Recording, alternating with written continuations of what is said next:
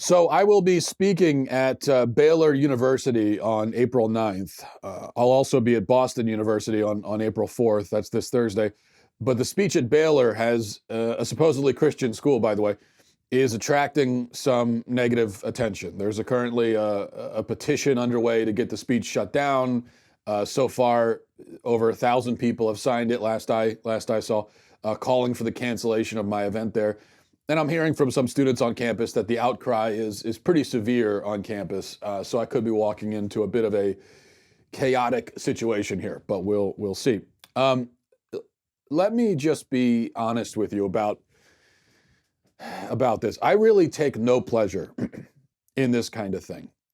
I know that the impression that people have is that conservatives come to give these talks on campuses hoping for these kinds of reactions, hoping for the big outcry, and then the conservative enjoys the outcry and loves the publicity and the attention, and really that's what this is all about, right? It's about the publicity and attention, and that may well be the case. In fact, I'm convinced it certainly is the case with some conservatives. And I'll admit that there was a time when I did get a kick out of this kind of thing, where, they started a petition against me. Awesome, right? Well, I really don't feel that way anymore, and I haven't for a long time.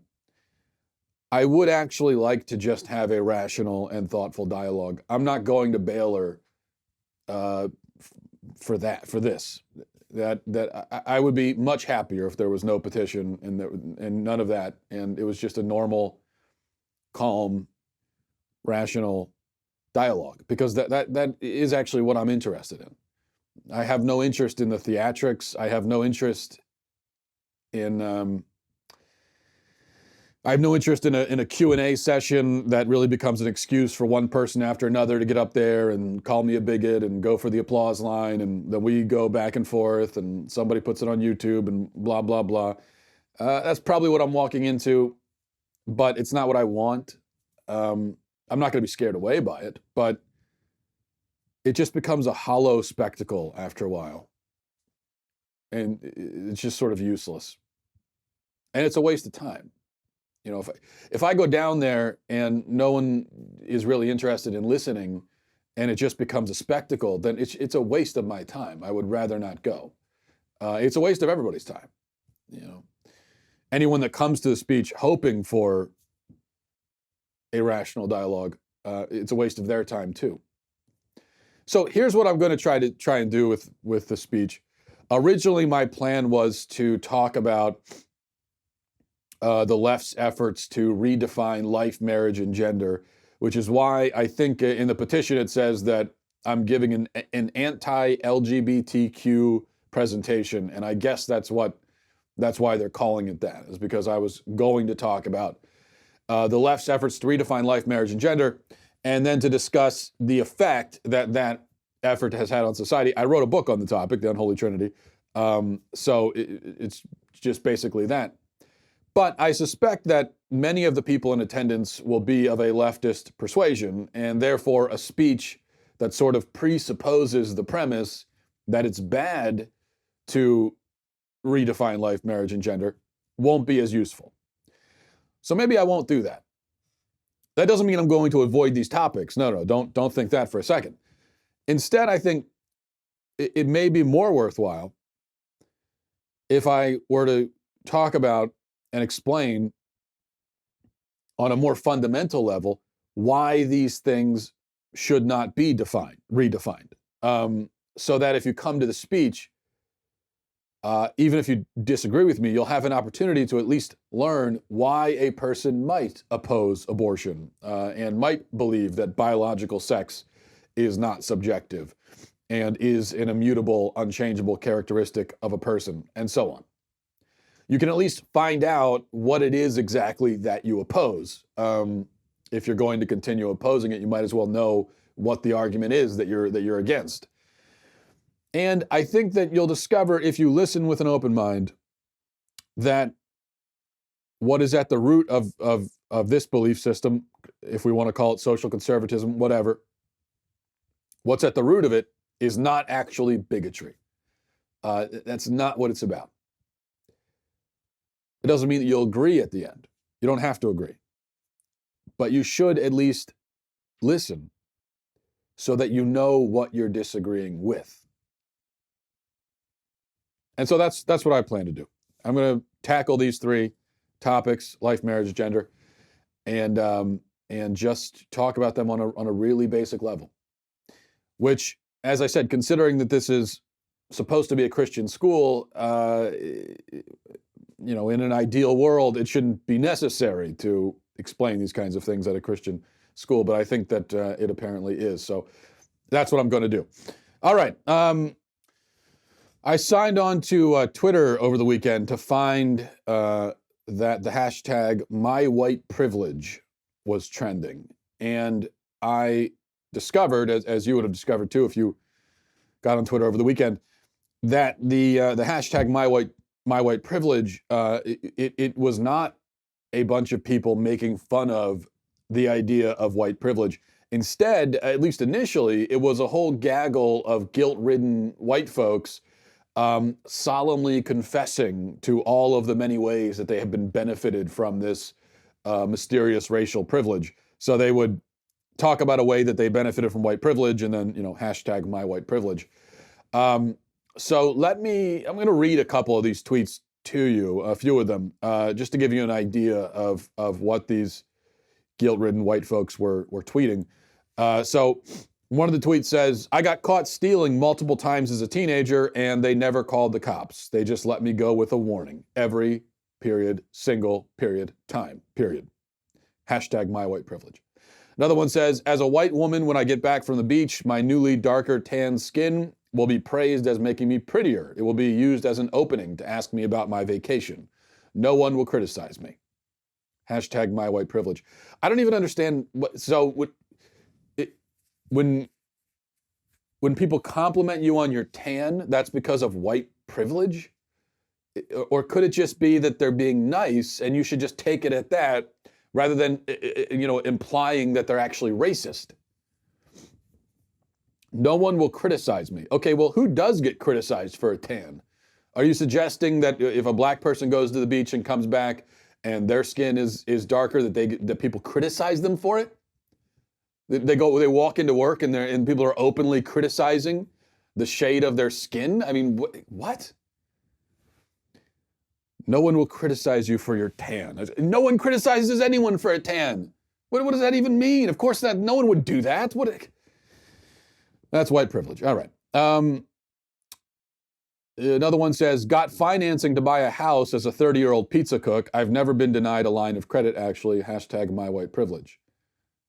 Okay, so if someone in your exact same financial situation, everything is exactly the same, except that if you had darker skin, you're suggesting that you would not have gotten that line of credit? They would have said, "No, we're not going to give it to you"? Because your skin isn't light enough?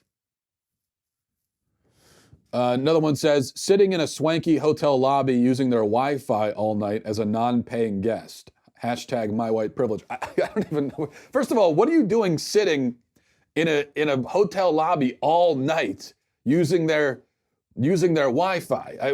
Why are you even? What would be the scenario where that would even come up? I mean, get a room if you're going to be in the hotel all night using their Wi-Fi. Another one says, "I gave birth in a hospital twice, and everyone believed my pain and offered relief." Hashtag #MyWhitePrivilege. So giving birth in a hospital. So what part is white privilege? Giving birth in a hospital? Or you got pain medicine when you were giving birth, so if you were a black woman, they wouldn't have given you pain medicine? I'm going to need a citation on that. I mean, that certainly would be rather shocking, but another one says, "Called the police in Massachusetts when I lost the key to my bike lock. White firefighters showed up, didn't ask for any ID, proof that the bike was mine, or proof that I lived at that address, and cut the U-lock off without question. Hashtag #MyWhitePrivilege." Why did you call the police? Because you lost the key to your bike lock? That's just, I don't think that's a white thing. a rather absurd reason to call the police, that to me just strikes me as a spoiled urbanite thing. That's what that is. Spoiled upper class urbanite, which we'll talk about this in a minute, but that's more of a socioeconomic thing. It would never occur to me if I lost the key to my bike lock to call 911. But that's what she did. And she did that, and the police responded helpfully and nicely, apparently. And so her reaction is to accuse them of racism. But really nice. Good stuff there. Now, the hashtag has since become mostly just jokes, but thankfully. But such is the fate of all hashtags in the end. A hashtag either fades off early or it lives long enough to see itself become a joke. But initially, this is the kind of thing you were getting. So, and it's all pretty ridiculous. Now, I don't deny that racism exists. I don't deny that there was certainly a time in our country when white privilege was very definitely a thing, though not a thing necessarily enjoyed by all white people, certainly not in equal measure. But I think today, much of what we consider white privilege and much of what we chalk up as racial discrimination has a lot more to do with age, gender, and socioeconomic status. I think that's some of the confusion you're seeing with this. For instance, as far as gender goes, there were a whole lot of tweets from white women saying, talking about all the times that they've been pulled over and they haven't gotten a ticket or whatever. Well, I can tell you that every single time I'm pulled over for something, I always end up getting a ticket. Now, I don't get pulled over that often anymore. I'll talk about that in a minute. But if I get pulled over, I get a ticket. I don't get out of tickets. I've never gotten out of a ticket, ever. My wife gets out of tickets all the time. So we're both white. So what's really going on there? No, you see, that's not white privilege. That's female privilege. Especially if you're a young, attractive woman. I don't think it really matters what your race is.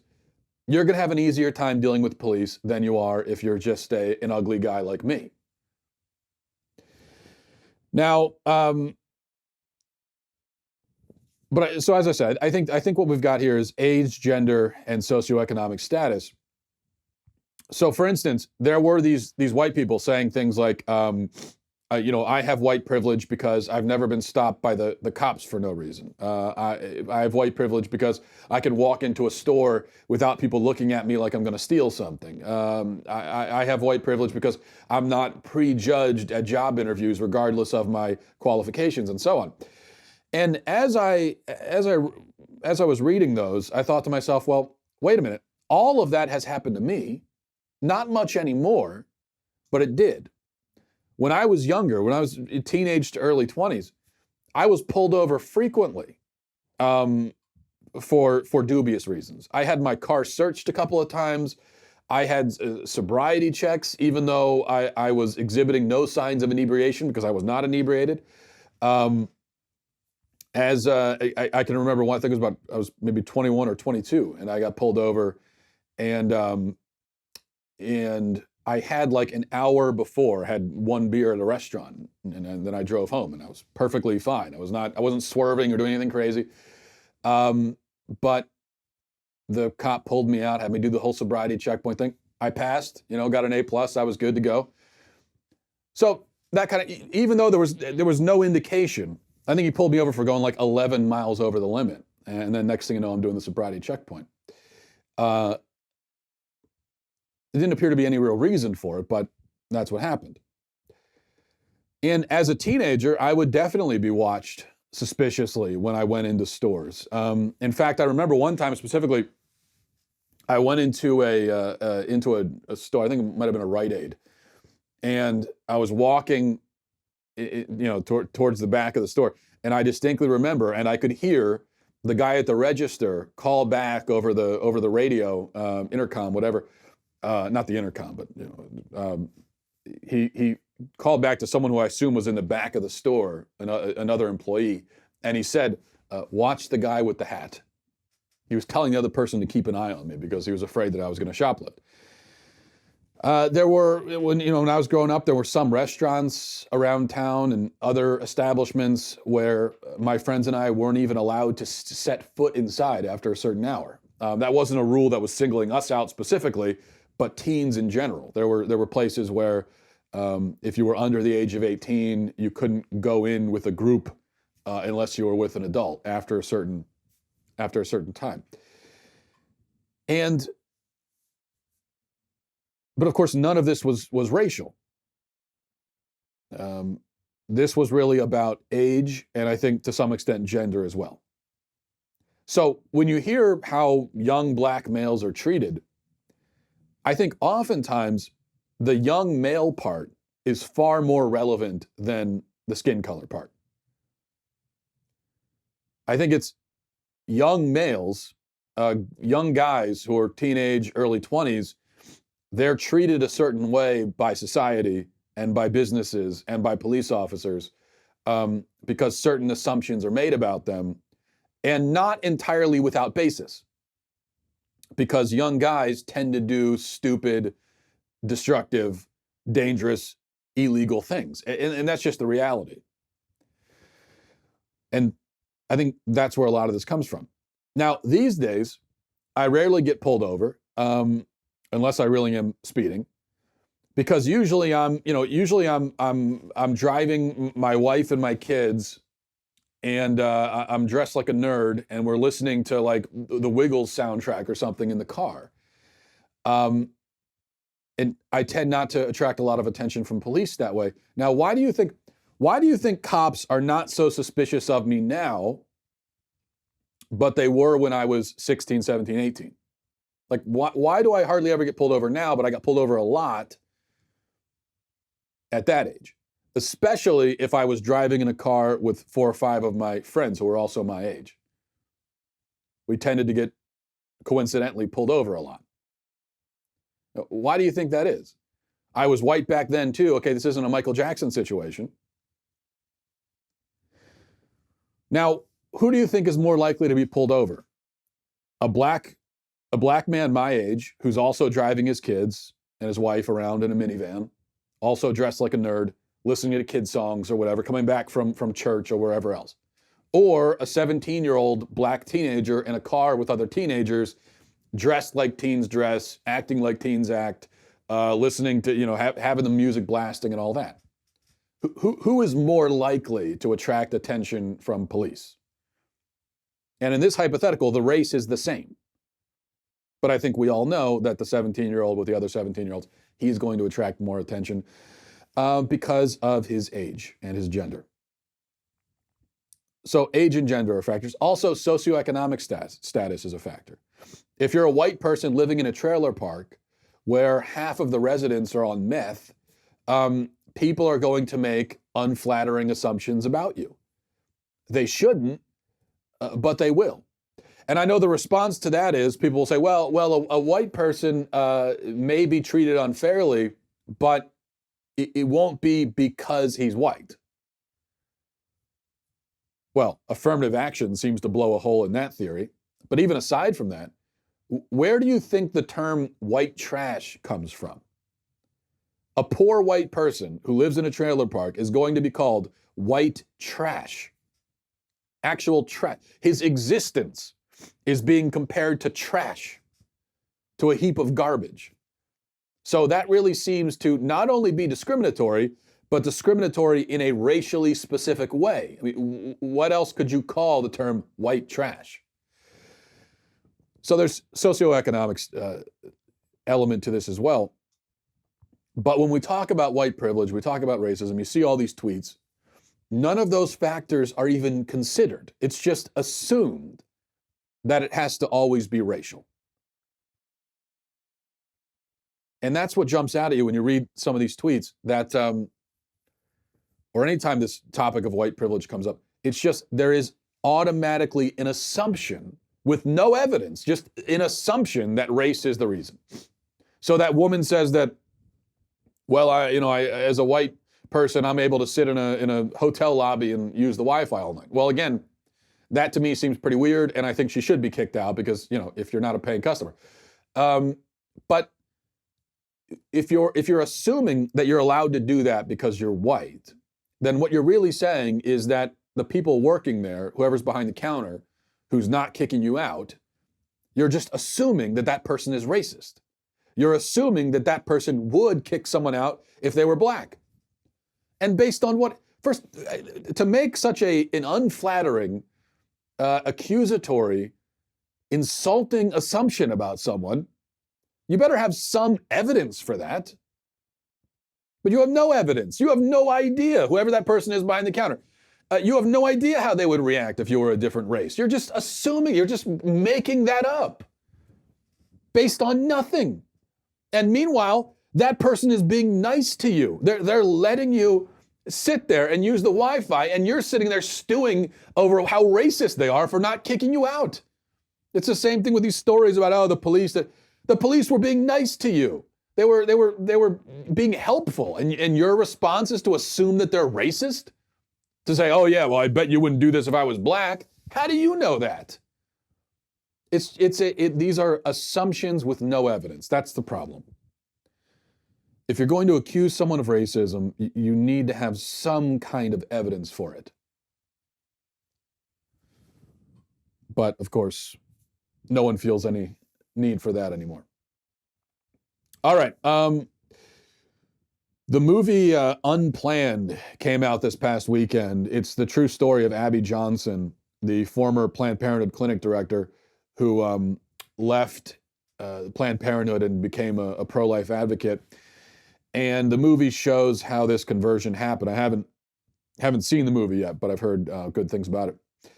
The film did remarkably well at the box office. I think it finished in like fourth or fifth place for the weekend, which is impressive when you consider the small budget for movies like this. And also the fact that various TV stations refuse to run ads for it. And some funky things are happening with social media, with Twitter, apparently, it would seem, preventing people from following Unplanned on Twitter, and other anomalies happening as well on social media. So the deck is stacked against the movie, as you might expect with a pro-life movie. And yet it's still being as successful as that. But the most striking way that the powers that be have tried to interfere with this movie and prevent people from seeing it is in the rating. Okay, now this movie was given an R rating. Why was it given an R rating? Well, Abby Johnson wrote an article explaining the two scenes that earned it an R rating, and it's really only these two scenes. It's not like this movie is filled with profanity or sex or anything. I can pretty much guarantee you there's none of that on either score. But there were two scenes that earned it the R rating, and let me read Abby Johnson's explanation or description of those scenes, and you tell me if you think this should earn it an R rating. So she says, so why the R rating for two scenes? The two scenes that the movie team was determined to recreate accurately at my insistence because they are important for people to see. The first is a CGI recreation of what I saw on the ultrasound screen when I assisted in the abortion procedure that convinced me of the humanity of the unborn. You will see what I saw, a baby of an ultrasound on an ultrasound screen in black and white 2D. You will see the abortion instrument, which looks like a big straw in real life and like a dark line on the ultrasound, introduced into the screen. You will see the baby struggle against it. You will see the baby first slowly, then quickly disappear into the instrument as it does what it is designed to do. It is important for you to know that this was a CGI recreation and not footage from a real abortion, but it sure looks like what I saw. I think this scene is so important for teenagers and older children to see because it tells the truth about what our culture keeps trying to insist is a right and a freedom. No one will be able to see this scene and then say they don't know the truth about abortion. The second scene that was cited as a reason for the R rating is a scene that recreates my awful experience with the abortion pill. Ashley, the actress who plays me, did a fantastic job capturing both my physical pain and my fear. I won't lie to you, the scene does show some blood. In real life, I hemorrhaged so badly I thought I was going to die. The movie captures that without gratuitous without being gratuitous or gory. I think the producers walked that line well. Okay, so those are the two scenes, and they certainly sound like intense, um, harrowing, difficult, upsetting scenes. But they're not gory. It sounds like she says there's some blood in the second scene with the abortion pill, but it sounds like there's not a whole lot of blood. But you see, here's the problem, though. The only way you could possibly justify giving a movie an R rating based on the two scenes I described there is if you're admitting that abortion is an act of violence against a human being. That's the only way you could justify it. In other words, only a pro-lifer could possibly agree with the R rating. And I am pro-life and I don't agree with it. But if you're not pro-life, you couldn't possibly agree with that. Because according to non-pro-lifers, and by the way, I think the MPAA, the Motion Picture Association, I don't think that they are stacked with pro-lifers. I could be wrong, but I tend to doubt it. So what pro-abortion people tell us is that abortion is just a medical procedure. It's like going to the orthodontist. It's like getting gallbladder surgery. Now, let me ask you, if there was a movie that had no profanity, no sex, no violence, except it did show a gallbladder surgery, do you think that movie would earn an R rating? It might earn PG-13, but even that, who knows? Maybe it wouldn't even get that much. So how does that work? If it's just a normal medical procedure, which is what pro-abortion people say, then how could you possibly give that an R rating? In fact, you should be, as a pro-abortion person, you should be saying, yes, you should be encouraging people to watch the movie. You should, because hey, it's just a normal medical, there's nothing upsetting about it. Yeah, go ahead and see it for yourself. It's no big deal. That's how you know, that's how you should know that something is up with the pro-abortion side, is because they talk about abortion in these dismissive terms, saying it's no big deal, it's just a medical procedure, or even though they'll even paint it as a positive and joyful and good thing. So they say all of that, but it's so conspicuous that in spite of saying that, they don't want you to see it. That's odd, isn't it? They don't want you to see it. They certainly don't want to give graphic descriptions of it to the women who are seeking abortions. They don't even want to show ultrasounds. They get very, very upset at the graphic photos of abortion that some pro-lifers will show. But again, what are you upset about? What are you afraid of? It's just a medical procedure, and that's it's a clump of cells, right? It's not a person, so who cares? I mean, if you're pro-abortion, you should be the one showing the graphic photos because they're not even really graphic according to you. It is, again, no big deal. So there seems to be a bit of a disconnect there. Somebody wrote into the show last week and made another great point, talking about disconnects and contradictions, that if a movie's rated R, then that means that under the age, 17 or 18? That means under the age of, I think it's under the age of 18, right? You're not allowed to go watch the movie without parental, consent. Yet, in most states, you can actually get an abortion under the age of 18 without parental consent. So you can't watch a movie about it, but you can actually do it. Does that make sense? No, clearly it doesn't.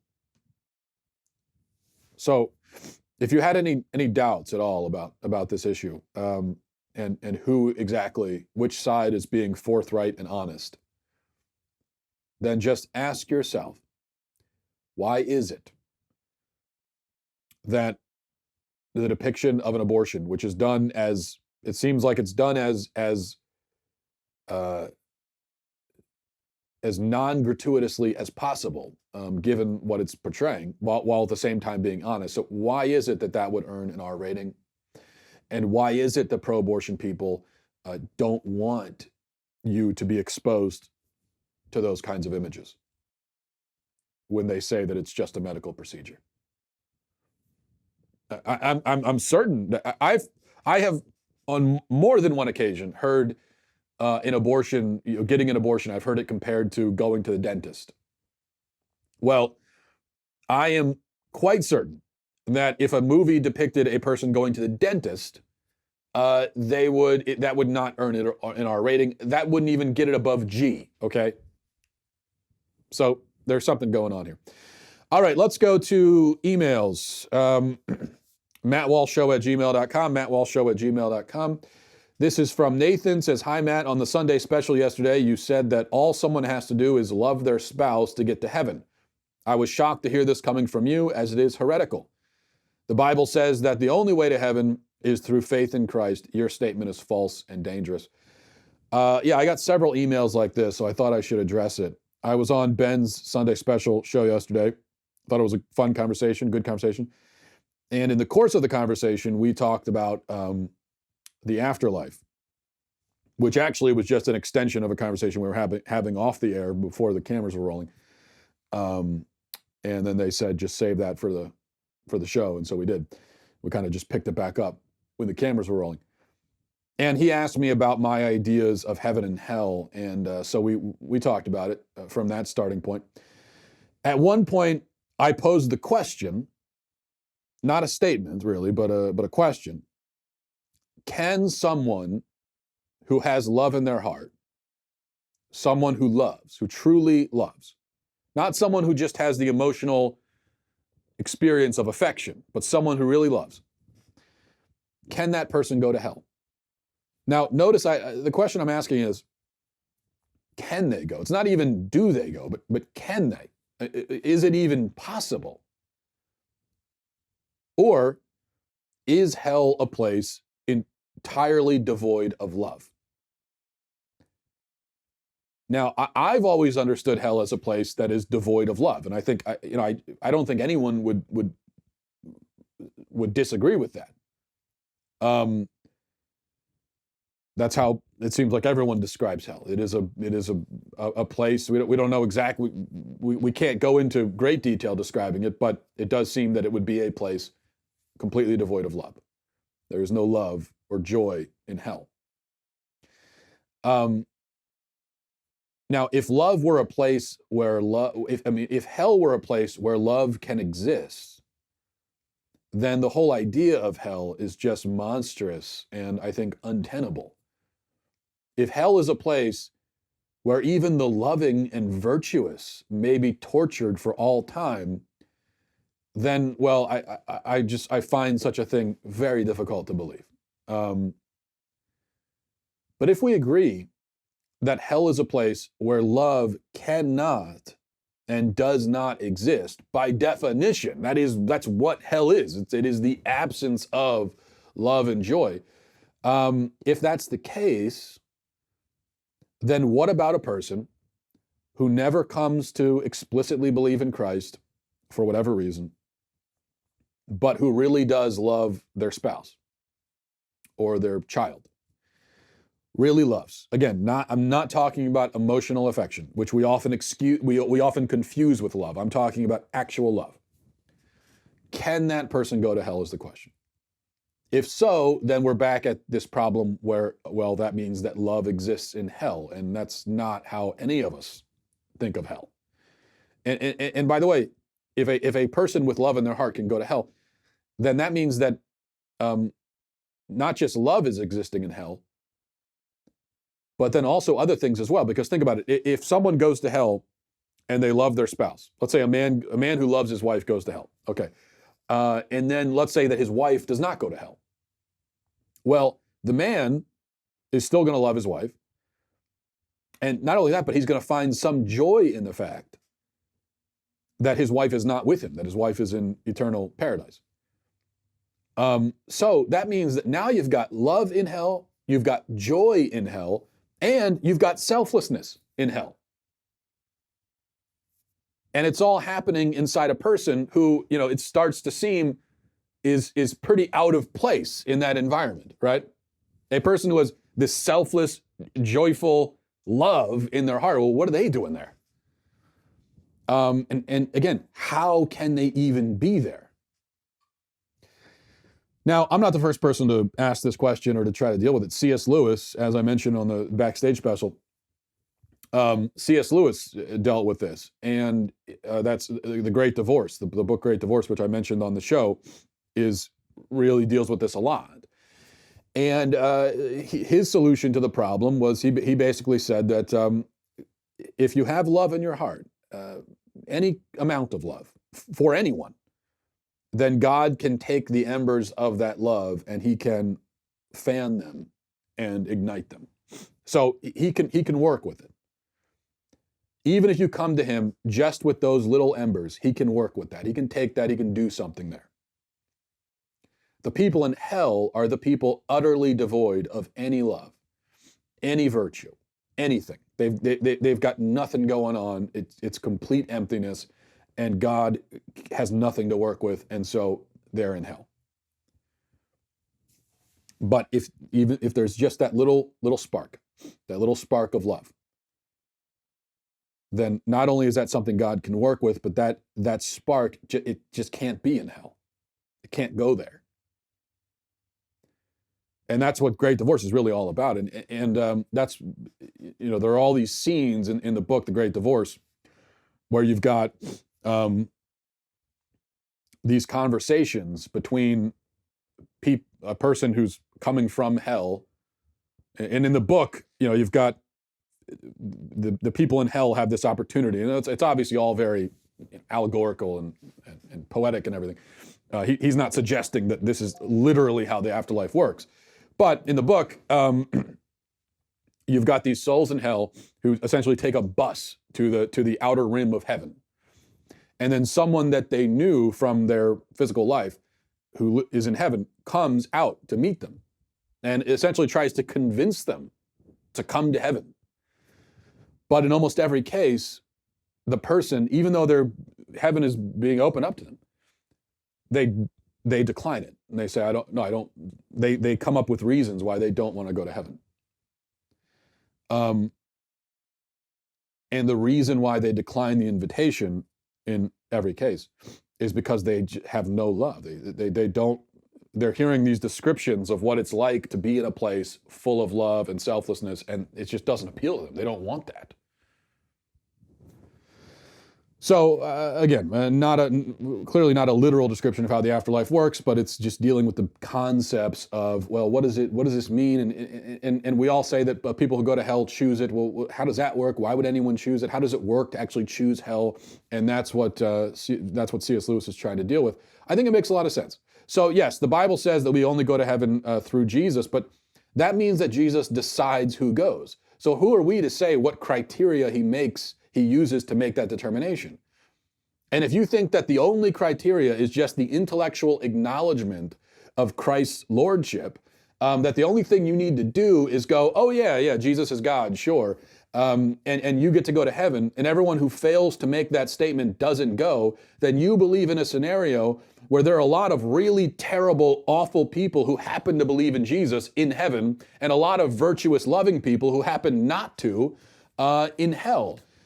By the way, along with every single baby who's ever died, because none of them believe in Jesus. I find that vision of the afterlife to be completely demented, frankly, and I don't accept it, and I don't think it's biblical. And let's also remember that if God is love, which I believe he is, then anyone who loves God, even if they don't know it. All love is love for God, even if you don't know that's what you're doing. So if somebody loves God without knowing it, is God going to eternally hold that against them? Or is he going to take that and work with it and set it right? That's the question. Let's see here. This is from Phil, says, saw you on the Sunday, especially yesterday, you were talking about homosexuality and sexual abuse in the priesthood. What do you think of priests marrying? Do pastors marrying solve the problem in the churches? That's an interesting question. That's one I've been thinking about, wrestling with. If you'd asked me 3 years ago about the idea of priests marrying, I would have said absolutely not. It's a crazy idea. And still today, I don't think it would solve the problem, as it were, but it would maybe address the problem, partly, for this reason, that there are a lot of decent men with sexual appetites that are in line with Christian teaching, but who would never want to be priests simply because they also want the companionship of a woman, which is a perfectly healthy and good desire to have. So the church is losing out on a lot of good men who have all of the qualities you want in a priest, except for the fact that they don't want to be alone and celibate for their whole life. They've got everything else going. They just don't want that, which is perfectly understandable. They want the love and affection of a woman. So maybe it's not a good idea, on second thought, to reject all of those men. Maybe it's not a good idea to rule all those guys out. And there's also something to be said for the fact that celibacy is a really, really, really, really difficult thing. But for a priest to break his celibacy vows is considered a grave sin. It's like adultery, basically.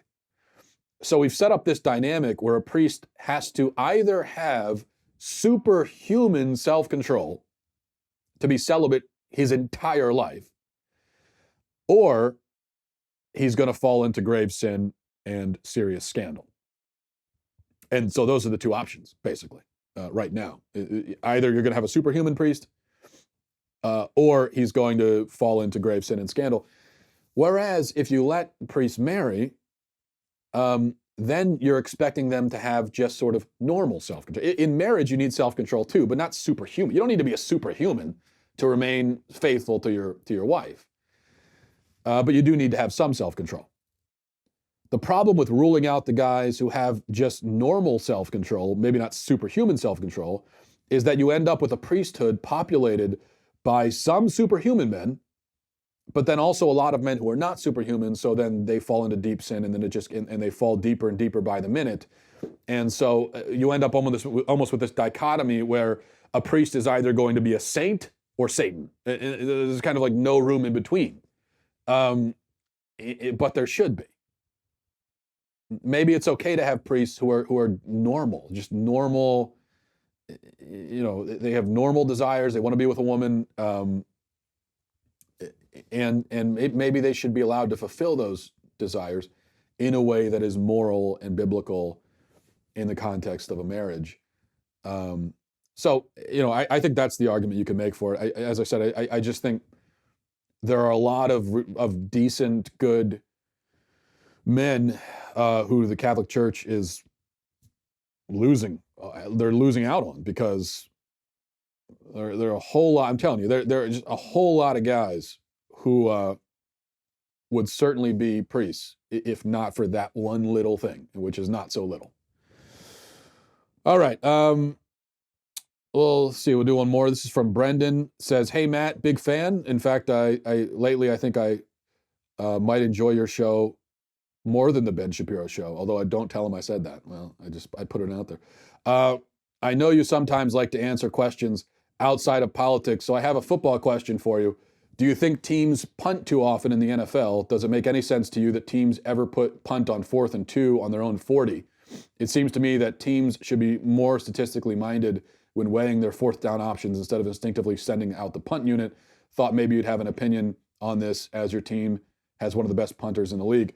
Also, as a Browns fan, I'm wondering what fans of the other AFC North teams are thinking or dreading about the Browns this year. P.S. Can I get a shout out to Christendom College? Yeah, shout out to Christendom. Actually, I have two of my siblings went to Christendom, so great school. Yeah, I think I've talked about this before on the show with punters. I totally agree with you. In fact, I think it would make a lot of sense to just have a policy as a head coach in the NFL that you're never going to punt once you get past your own, say, 35-yard line. Once you're past your own 35, never punt. as you say, it doesn't make sense statistically. When you punt the ball, now fourth down is still a down. That's a down where you have the ball and you can do whatever you want with it. You could try to score. Every time you have the ball, it's an opportunity to score. Well, when you punt, there's basically zero chance of scoring unless there's a fumble or something on the return. And you're just giving the ball back. You're saying, all right, you can have it. I think that only in the most extreme circumstances in a football game should you ever willingly give the ball back to your opponent. I think that's the basic principle here. I know that it seems unorthodox because we're so used to people punting.